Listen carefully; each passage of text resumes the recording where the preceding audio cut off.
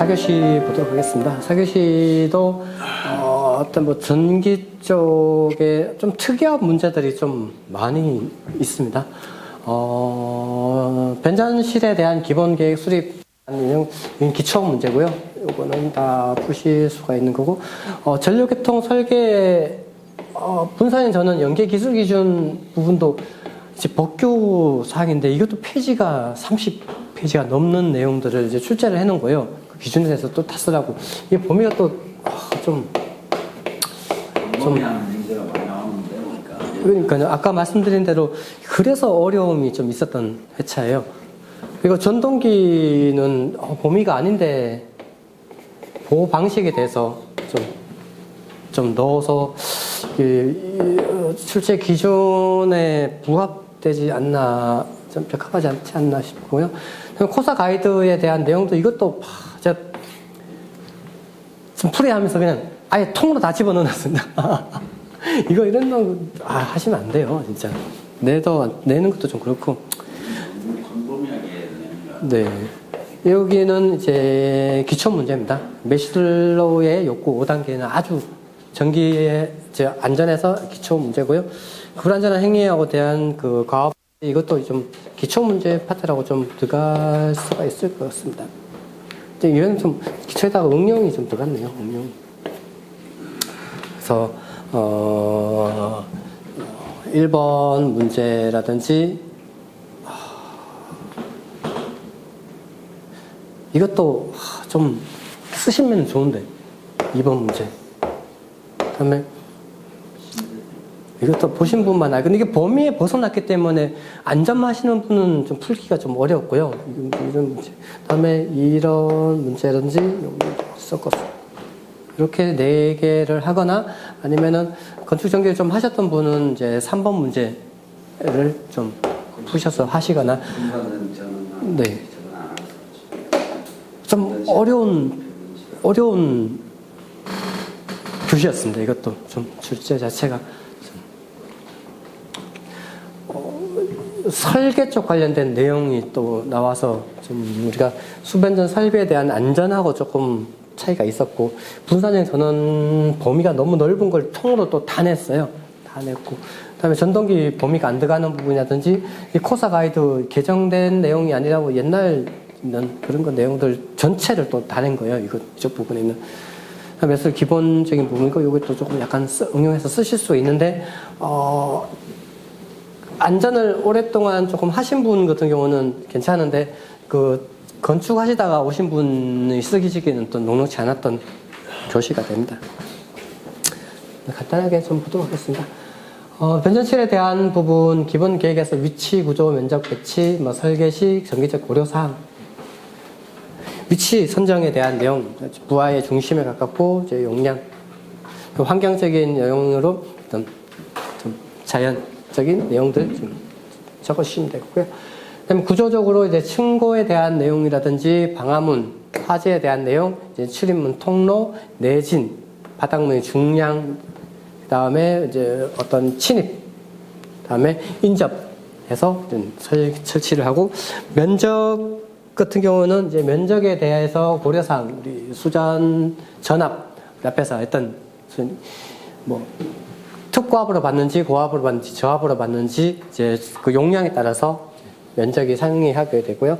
그다음에 상이하는 이유가 그거죠. 우리 특고압, 고압, 저압을 보면 KC에서 보면 앞면, 뒷면, 옆면, 열 상호간에 대해서 이격 거리를 좀 설정해서 좀 1.7, 1.5, 0.8, 0.6 쭉 해서 이격 거리를 설정했던 표가 있었죠. 그것 때문에 전압에 대한 부분이 차이가 나고, 강압 방식 같은 경우 2단 강압 방식 하면은 이제 변압기에 대한 설비 용량이 들어갑니다. 그다음에 TR 용량 수량에 따라서 이제, 그다음에 예비 전원 유무, 그다음에 큐비컬 형식에 따라서 면적에 상이하게 됩니다. 면적 상정 방법은 총 4가지 방식에 대한 내용들로 하고 있는데, 일반적으로 우리 건축전기 설비 기준에서는 훈아웃식인가요? 이 방식을 하라고 되어 있습니다. 그리고 하나에 요것만 쓰시면 되고, 이제 K 값에 대한 내용들을 이제 그 변압 크기에 따라서 이제 개수 K 값을 상이하게. 그러니까 이것만 하라고 돼 있습니다. 통합은 된 건 아니고 옛날부터 4가지가 있었는데 이런 거는 이제 사용하지 않고 요거를 쓰라고만 돼 있고요. 이렇게 하면은 이제 용량이 너무 커집니다.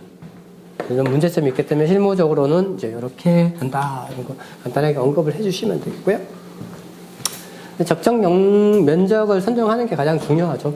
왜냐하면 설치 및 유지 보수를 하려면 공간적인 부분이 필요하기 때문에 그런 거죠. 그다음에 배치 방법은 수직 배치하고 이제 수평 배치에 대한 내용입니다. 집중식, 중간식, 분산식. 그다음에 나머지까지 이제 수지식, 이제 방사식으로 하든지 평행식, 루프식으로 한다든지 이런 방식. 근데 이것도 그림만 책에 있는 것처럼 딱 그림을 그리시지 않고 제가 수업 시간에 하는 것 방식처럼 이 전압 강화에 대한 크기가 어떤지, 단락 용량에 대한 부분이 있든지, 차단기 용량, 발열, 고장 범위 이런 내용들을 좀 두루 쭉 봐줘야 됩니다. 그러면 예를 들면은 전압 강화, 여기서 여기까지 전압이 강화가 되는 내용이고, 여기까지 전압 강화에 대한 내용, 여기하고 여기에 대한 전압 강화가 차이가. 그 다음에 고장이 발생했을 때 단락 전류 부분도 퍼센트 임피던스에 대한 차이가 있기 때문에 여기에 대한 차단 용량에 대한 부분 차이가고, 차단기 용량 설정에 대한 부분, 단락 전자력이라든지 이런 것들이 다 차이가 나는 거죠. 이런 것들이 다 고려를 다 해주는데 그림만 그리시면 이런 사항들이 비교가 돼 주시는 답안이 좀 좋은 답안 형태라고 보시면 되겠고요. 그리고 설치 시 정기적인 고려사항에서 이제 간단하게 내용들을 전기 부분에서 넣을 수 있는 내용들을 좀 언급을 해주시면 좋을 것 같습니다.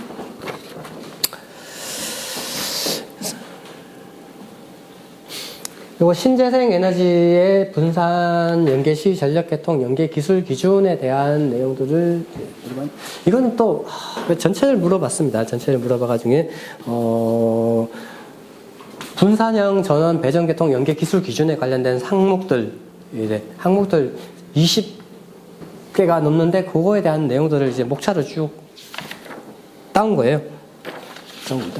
그 중에 가장 중요한 내용들만 이제 뽑아서 왔습니다. 다 가져왔습니다.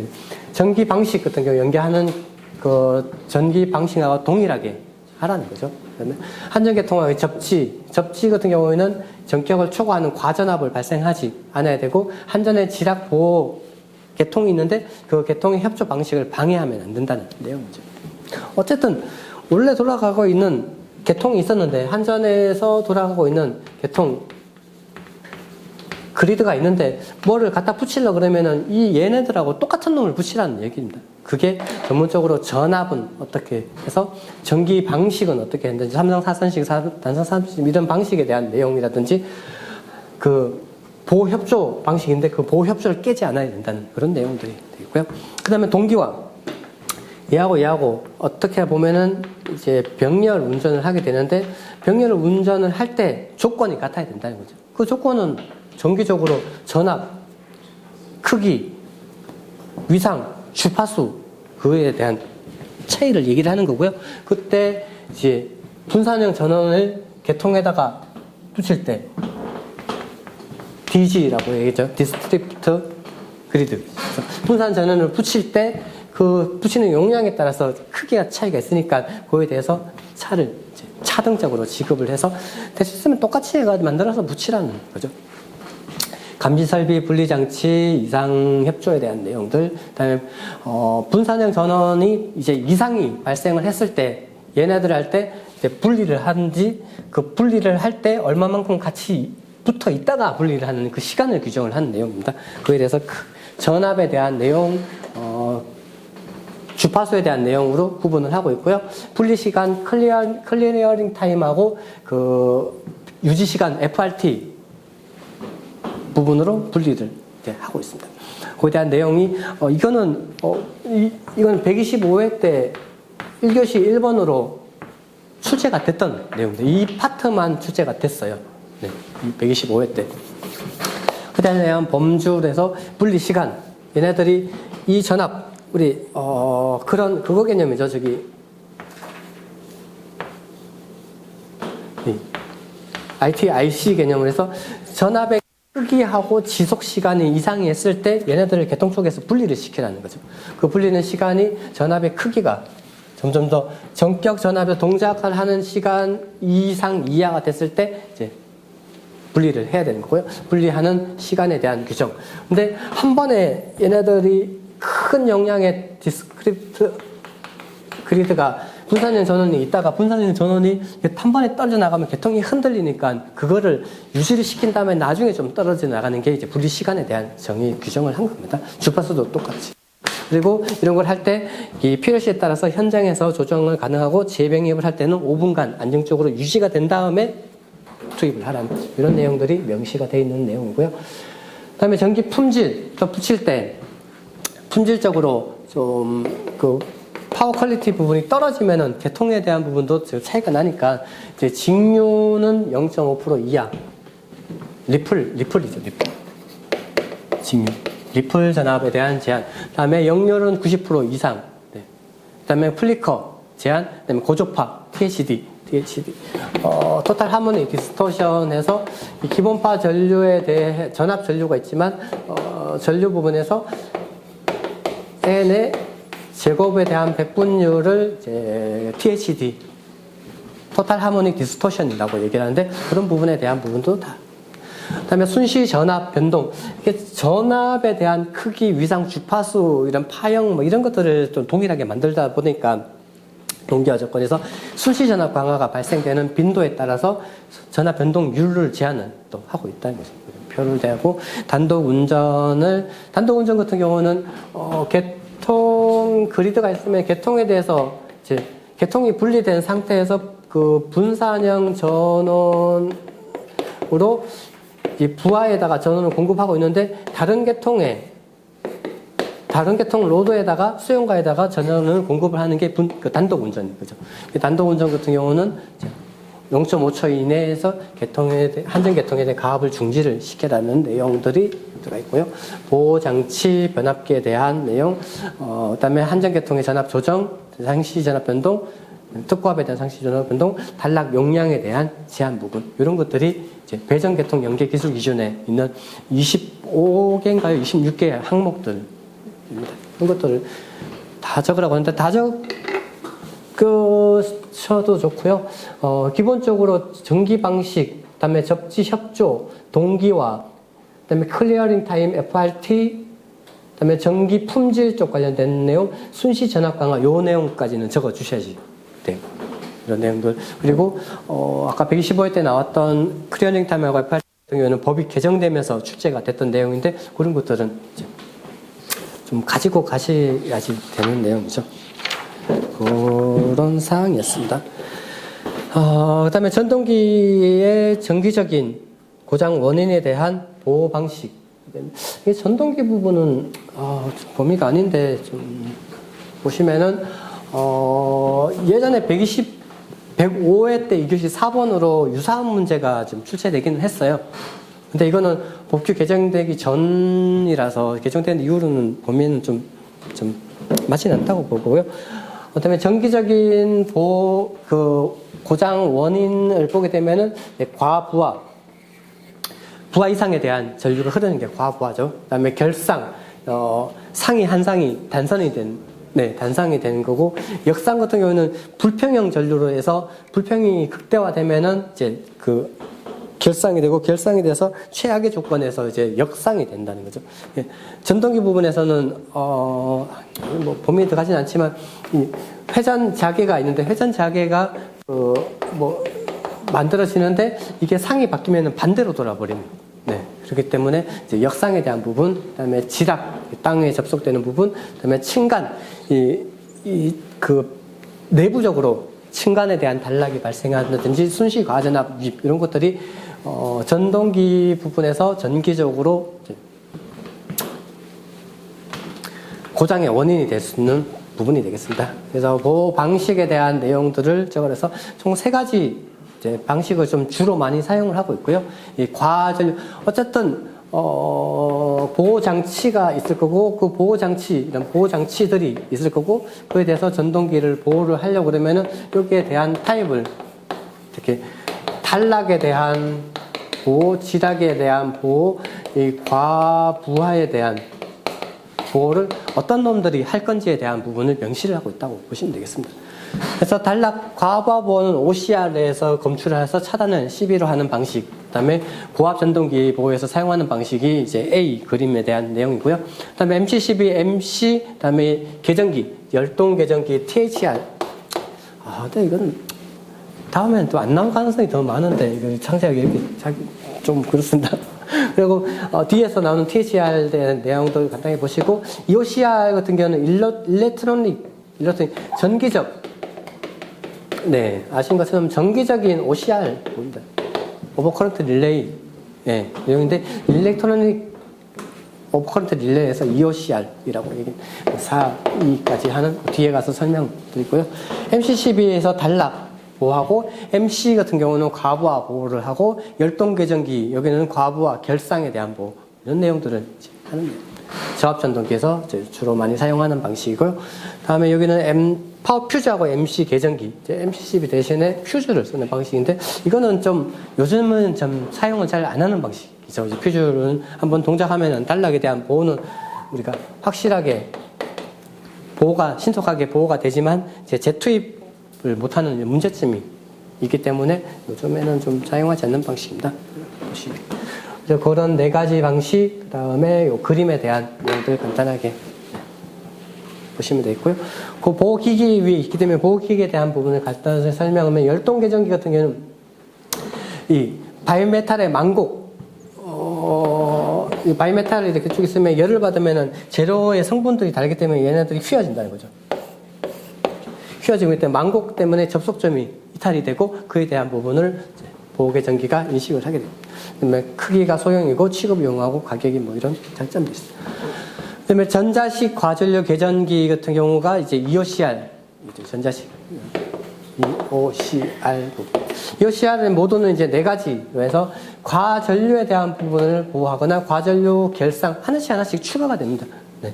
결상 추가되면 2, 다음에 역상이 추가되면 3이, 다음에 지락까지 보호가 되면은 이제 4, 2로 해서 과전류, 결상, 역상, 지락에 대한 보호가 다 되는 게 4, 2 타입의 EOCR. 뭐냐고 보시면. 3위들 많이 쓰죠.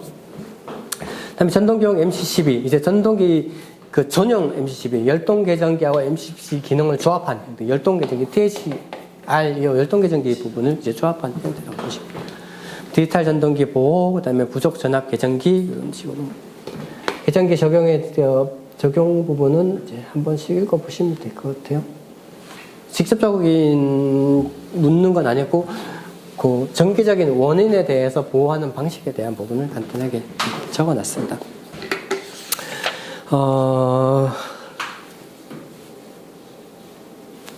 그런 식으로 보시면 되겠고요. 네. 그다음에 4번 이 문제 같은 경우는 되게 좀 그렇습니다. 근데 위험성 평가 부분은 우리가 수업 시간에 다뤘는데, 위험성 평가를 간소화하는 내용들은 다뤘던 거죠. 생각나시나 모르겠네요. 우리 위험성 평가에 대한 세 가지 방법으로 간단하게 좀 할 수 있는 방법으로 해서 위험성 평가에 대한 내용들은 좀 다뤘습니다. 계획에 대한 수립 한 번씩 읽어보시고, 시기 부분도 이제 세 가지, 최초 평가하고 수시 평가하고 정기 평가에 대한 항목들로 오늘 하고 있는데, 내용 자체는 조금 필요한 내용들은 있습니다. 그런 항목들이 너무 이렇게 형태로 나와서 좀 그렇고요. 위험성 평가에 대한 시기 세 가지, 다음에 전기 위험성에 대한 안전 대책 부분의 위험성. 전기 같은 경우는 이거는 뭐 우리 그 좀 항목 자체가 위험성 평가, 위험성 평가, 계획 수립. 위험성하고 안전 대책 항목이 있어서 넣었구나. 코사 가이드 보면 이 항목들이 그대로 있어요. 항목들을 그대로 긁어 왔는데, 전기에 대한 위험성 같은 경우는 그 전기가 보이지도 않고 냄새가 없고 형태가 없고 속도가 아주 빠르고 단락 전류에 대한 부분이 지금 아주 큰 전류가 그리고 어떤 그 에너지 자체가 큰 거죠. 그래서 화재 폭발을 일으킬 수 있는 위험성이 있는 부분 그런 것들을 주었습니다. 활선 작업, 활선 근접 작업에 대한 내용들 좀 언급해 주시면 되겠고요. 나머지는 특별한 내용들을 좀 읽어보시면 되겠습니다. 그 다음에 전기작업 위험성 평가에서 평가 절차, 이것도, 이런 것들은 좀, 부분적으로 해두시면 좋을 것 같아요. 위험성 평가. 그 다음에 사전 준비 부분, 유해 위험성 파악, 위험성 추정, 그 다음에 위험성 결정, 위험성 감소 대책 및 수립. 그래서 위험성에 대한 부분을 도출해서 상세하게 본 다음에 이게 중대성, 위험성에 대한 부분들이 그러니까 파악을 한 다음에 위험성에 대한 추정을 해서 그 위험성이 이제 허용 범위 이상이 되는지 이하가 되는지 그거를 판별을 하는 거죠. 판별을 해서 그에 대한 대책을 수립하는 단계 부분이라고 보시면 되겠습니다. 그렇게 보시면 되고 안전대책으로 해서 이것도 중요한 내용이네요. 대책으로 해서 위험성 크기를 분류를 합니다. 그래서 1단계부터 20단계로 한 다음에 이제 7 이상이 되면은 이제 좀 위험성이 높다고 해서 작업을 즉시 중지하거나 위험성 감소 대책하거나 제거를 위한 대책 수립을 하고 위험성 재평가를 해서 이런 작업들을 하고 7 이상이 됐을 때 위험성에 대한 보고를 하고 책임에 대한 부분, 그다음에 그 작업 중지, 그 위험성이 감소 대책을 할 때까지 작업을 중지하는 이런 내용들이 좀 까지 되시고요. 이것도 좀 반복적으로 나오는 파트이기 때문에 좀 위험성은 좀 보셔야 되겠네요. 그런 내용들 좀 보시고 기록 및 관리 부분 네. 간단하게 좀 보시면 되겠습니다. 문서 관리 부분은 따로 이제 1교시 때 나올 수 있는 부분이 있기 때문에 이런 것들도 버리라고 했더니 버리면 안 되겠는데요. 이건 좀 하셔야 될 것 같습니다.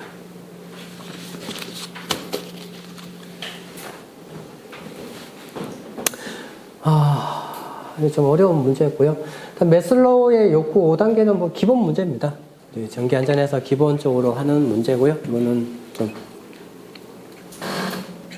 보시면은 메슬로우의 욕구 5단계로 해서 메슬로우의 욕구 5단계는 동기부여 이론 파트에 들어가는 내용이고요. 동기부여를 하면서 하나로 인간의 생리적, 내재적 욕구를 충족시켜서 동기를 부여하는 경우 집단적 대중교육 제도 강제성보다 기대 효과와 핵심적 측면에서 더 효과적인 부분을 많이 한다고 해서 동기부여 이론적인 부분으로 이론적인 내용을 제시를 하고 있는, 그래서 이론적인 내용을 여러 가지 제시를 하고 있어요. 보시면은 여기서는 메슬로우의 5단계를 얘기를 하고 있는데 여기다 알더퍼의 3단계, 그다음 맥그리거의 XY 이론, 허즈버거의 이요인, 데이비스의 동기부여 이론에서 여러 가지 이론들이 있습니다. 그 중에서 지금 메슬로우 요거 하나를 좀 물어본 거예요. 다른 것보다는 요 세 가지는 좀 하셔야지 됩니다. 뭐 뒤에 가서 보실 건데 요 세 가지. 그리고 이거는 옛날 중학교 때 배웠던 기억이 나거든요. 중학교 때. 네, 중학교 때, 과목은, 뭐였죠? 과목은 생각 안 나니까 중학교 때 배웠던 기억이 납니다. 중학교 1학년 때. 그래서 1단계부터 5단계로 구분하고 있고요. 1단계 생리적 욕구, 안전에 대한 욕구, 사회적 욕구, 존경에 대한 욕구, 자실현에 대한 욕구로 해서 욕구를 5단계로 구분하고 있습니다. 생리적 욕구는 뭐 기하, 갈증, 배, 호흡, 배설, 성욕, 기본적인 생리적인 욕구를 얘기를 하고 있고요. 이 생리적인 욕구가 이제 충족이 되면은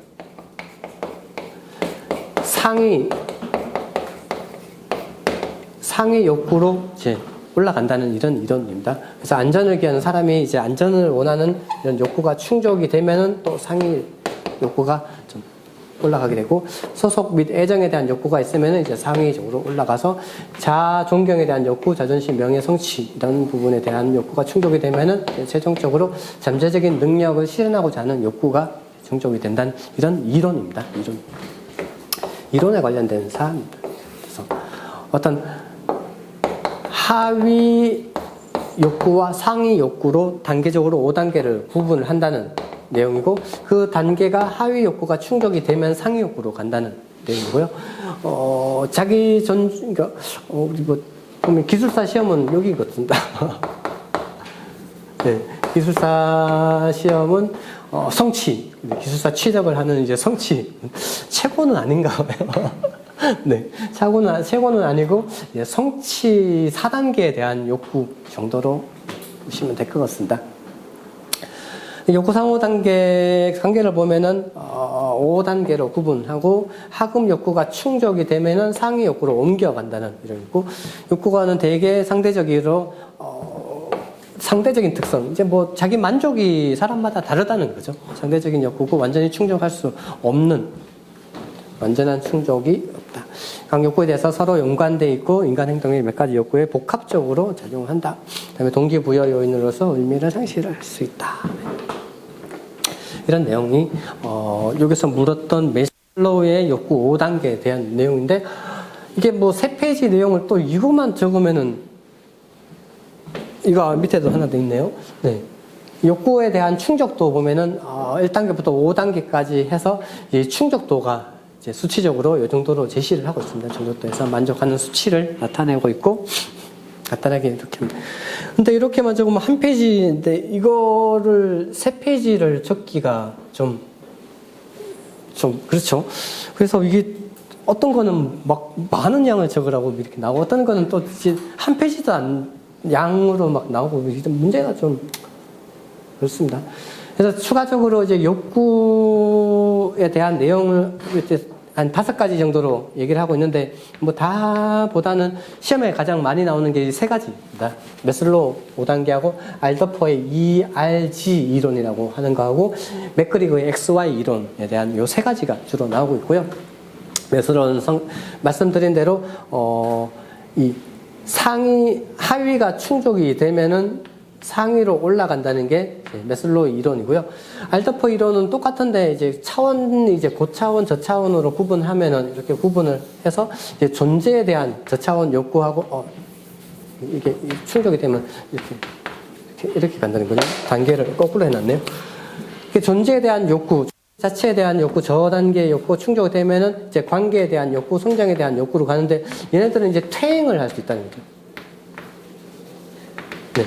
이게 만족했다고 만족이 끝나는 게 아니라, 그 만족에 대해서 또 시간이 지나면은 이제 무감각해지면은 그거를 퇴행해서 존재에 대한 욕구 만족해서 관계에 대한 욕구 가더라도 그게 좀 떨어지다 보면은 이제 존재에 대한 욕구를 다시 좀 추구하게 된다는 게 그 알더퍼의 그 ERG 이론입니다. 이 존재, 이 관계 릴레이션하고 그로스하고 이제 성장에 대한, 그러니까 앞 글자를 따라서 ERG 이론이라고 얘기를 하고 있고요. 그래서 좀 타인의 관계에 대한 부분들이 이제 좀 차이가 나고요. 여기서 차이점 같은 경우는 한계에 대한 욕구가 충족되면 한계에 대한 부분은 한 개당으로 얘기를 하는데, 여기는 한계하고 한계가 동시에도 된다는, 한계 이상에 대한 욕구를 충족한다는 게 알더퍼 이론이고요. 이게 복합적으로 할 수 있는 내용. 그다음에 퇴행.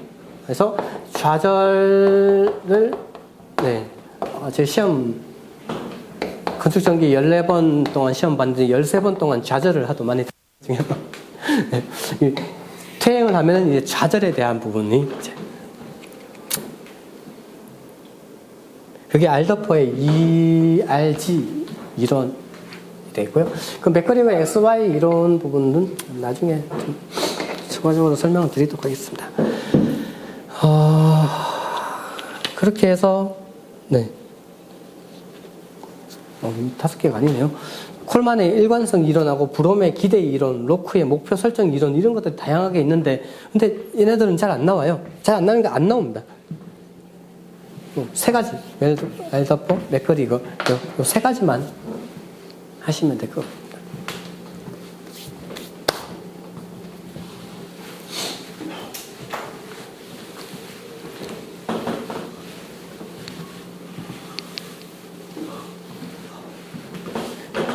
이것도 완전 심리 쪽에서 아주 기본적인 문제라고 보시면 될 것 같아요. 그리고 오늘의 마지막 문제가 불완전한 행위의 배후 요인의 대책을 설명하고 근로자의 과오를 방지하기 위한 그다음 설비 및 작업 환경 측면에 대한 대책 부분을 물어봤습니다. 여러 개를 또 물어봤네요. 여기는 107회 1교시 1번의 유사한 문제하고 123회 2교시 2번 문제, 이게 뭐 여러 가지 문제를 이렇게 출제된 거는 이제 다른 쪽을 섞어서 몇 개를 막 만들어서 묻는 문제 유형이라고 보시면 됩니다. 그래서 좀 보시면 알겠지만 107회, 123회, 131회 보면은 이제 반복적으로 주기적으로 이렇게 나오는 부분이기 때문에 이런 것들도 좀 하셔야 되는 부분이고요. 불완전한 행위란 인적, 개요 정의 부분에서 불완전한 행위하고 근로자에 대한 과오를 물어봤기 때문에 이제 이에 대한 정의 부분을 줍니다. 인적, 외부 요인으로 인해서 인간의 행동에서 안전하지 못한 작업을 하는 게 불완전한 행위고요. 근로자의 과오 같은 경우는 인적 오류로 기계 또는 시스템에 대한 성능, 안전 또는 효율을 저하시키거나 기능을 발휘 못하게 해서 부적절하지 않는 결과를 도출하는 게 이제 과오, 근로자의 과오 부분이 되겠습니다. 그래서 불완전한 행위에 대한 배후 요인으로서 크게 네 가지로 분류를 하고 있습니다. 이론적인 내용으로 그 레인의 행동식이라고 하는 요것도 좀 같이 가지고 가야 되는데 인간의 행동은 사람과 주변 환경 함수 관계가 있다고 주장을 하는데 뭐 이게 특별하게 뭐 외우거나 설명할 부분은 필요 없고요. 함수 펑션 F 부분하고 인간 펄슨하고 이 환경적인 에듀케이션 부분, 그 교육 환경적인 부분에 내용들이 복합적으로 해서 행동에 반영이 된다는 그냥 이론입니다. 그냥 그 수식 정도만 하시면 되고요. 그다음에 심리적 요인 부분으로서 이제 한 번씩 읽어보시면 될 것 같아요. 망각, 소실적 결함, 주변 동작 의식의 우회, 고민, 이런 내용들 쭉 차고 억측 판단, 성격 이런 내용들이 심리적, 내적인 요인으로 해서 불완전한 행동을 유발을 한다는 내용이죠. 이건 뭐 암기하시기보다는 일반적인 내용들로 이렇게 쭉 좀 서술하는 식으로 좀 정리를 하시면 될 것 같아요. 그다음에 생리적인 요인으로 이제 내부에 있는 그 신체적 생리적인 현상으로 좀 발생되는 불완전한 행위들. 사람의 피로가 누적이 된다든지 영양과 에너지 대사율, 작업 강도, 뒤에 나오는 작업 강도에 대한 내용, 그다음에 적성과 작업 종류, 적성이 맞지 않아서 좀 불완전한 행위가 발생을 하는 이런 내용들.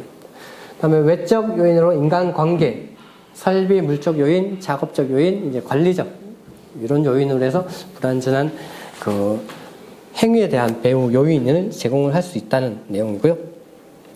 그에 대한 대책 부분으로 이제 불완전한 행위에 대한 대책 부분은 이제 기술적으로 어떤 작업 공장에 대한 설계 계획 때부터 불완전한 행위에 대한 배후를 예측해서 기술적 해결책을 사용서에 대해 포함을 하거나 위험성이 적은 원자재를 사용하는 기술적인 부분에 대한 내용, 이것도 한 번씩 읽어보시면 되겠고요.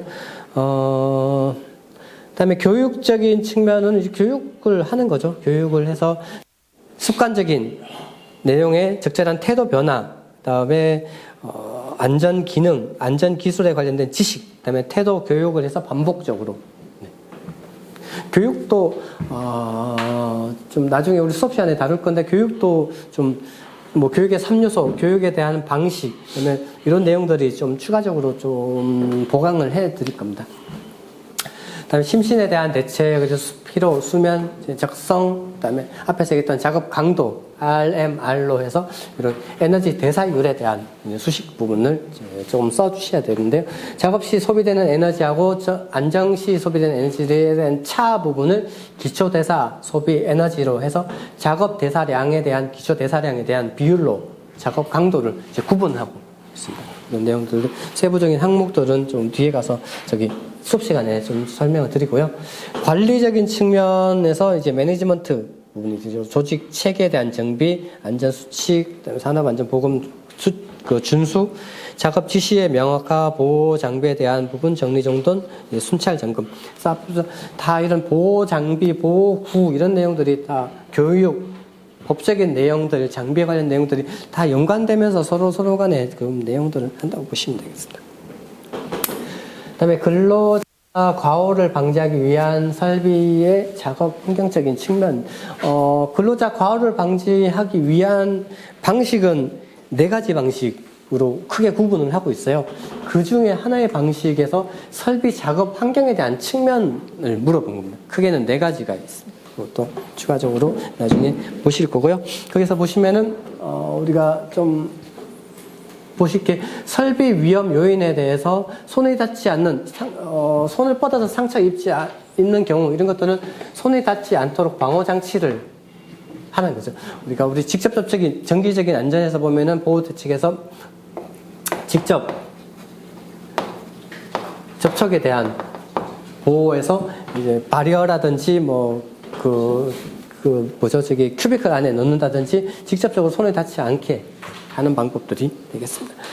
다음에 안전관리, 안전 시스템에 대한 적용, 앞에서 했던 페일 쉘프하고 풀프루프하고 템퍼프루프에 대한 내용들이 여기서 앞에서도 적어주시면 좋고 뒤에 가서도 이런 내용들. 이건 1교시 타입으로도 자주 출제가 되는 문제입니다. 페일 쉘프. 시스템의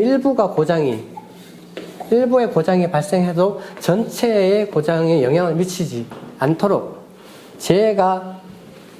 재해까지 발전되지 않도록 하는 게 페일 쉘프. 안전하게 실패가 해도 안전하게 쉘프 안전하게 한다는 게 페일 쉘프에 대한 내용이고요. 풀프루프 같은 경우는 인간의 실수가 발생을 해도 이게 사고로 이어지지 않게 설계를 한다는 거죠. 이게 풀프루프가 됩니다. 이게 바보가 있는데 이제 바보가 어떤 행위를 하더라도 이제 안전한 내용이 되고요. 그다음에 그게 어떤 락 장치를 한다든지 극성이 정해져 있는 전원 사용한 인터락 시스템을 구축한다든지 이런 것들이 있습니다. 그래서 AC 110V하고 220V에 대한 그 코드 모양이 틀리게 한다는 게 이런 것들이 전부 다 풀프루프에 대한 내용이고요. 템퍼프루프 같은 경우는